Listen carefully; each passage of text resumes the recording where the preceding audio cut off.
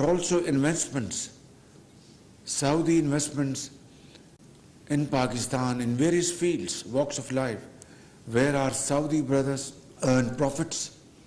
Their investments are fully secured under the law of the land. They can repatriate their profits, and people of Pakistan benefit from these investments in terms of employment, in terms of production, in terms of revenue generation, and so on and so forth. And as these presentations which have been made before you, there are many potential areas of very attractive investments from Saudi companies, Saudi brothers, like كهرباء من الماء, كهرباء من الزيت أو gas. There are زراعة. We can have back-to-back agreements that you invest in زراعة, agriculture or agricultural-based, industrial investments, and then export all this production back to the Mamlaka. And we can do it in various fields. And then, of course, in natural resources, we are full of natural resources, Pakistan. In hadith, everything is becoming very expensive around the globe. Zayt, gas, hadith, minerals, everything is very expensive. So we have comparatively cheaper labor, Amal yani, and Saudi investments, Pakistani investments in those areas where we can compete with other countries, produce quality products and export it to Mamlaka and other places of the world. Of course, this will not happen overnight, but slowly and slowly we should move in that direction. And أنا ليس رئيس الوزراء الباكستان، أنا أخوك يعني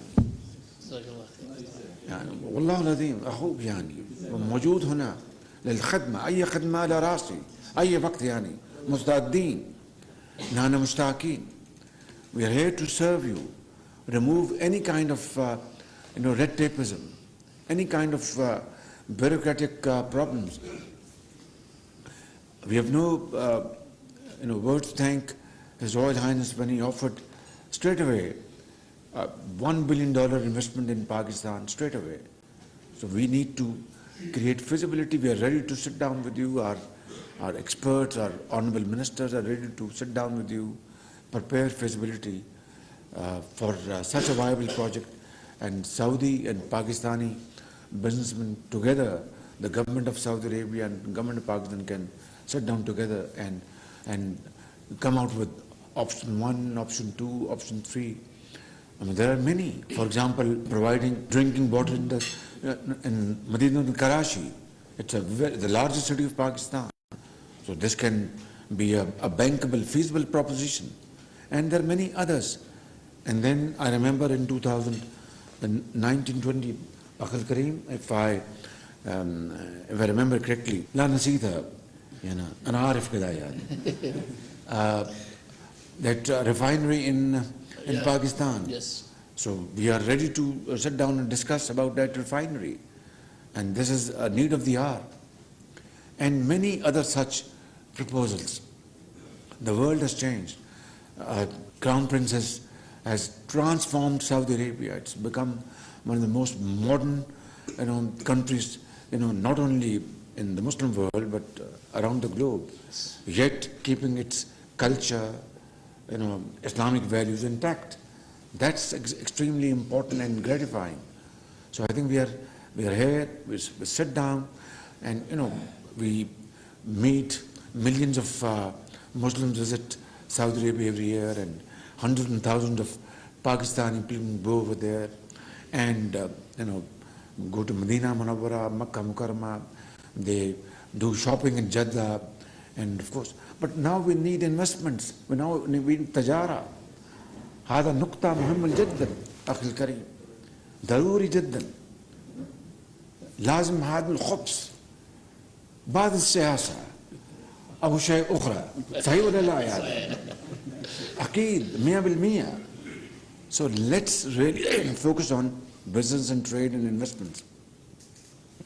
And as I said earlier on, in my broken Arabic that I am your brother, not as the Prime Minister, but along with my very able team members sitting here on this desk, the Chief Executive Officer of this country, to promote investments where it's a win-win story. I once again like to thank you and welcome you to your second home. هذا بيت الثاني جدا يعني 100%. So you will go to Karachi, you will go to Faisalabad, to Lahore, and you will see your brothers will welcome you with both arms. Let's really get on to the business and do something which is tangible, and our generations are proud of us that we brothers sat down and made a program, Barnamij, which was win-win for Saudi Arabia and Pakistan. Shukran jazeelan. Wallahi yani hada مثالی. وزیراعظم محمد شہباز شریف کی سعودی کاروباری شخصیات اور سرمایہ کاروں سے گفتگو.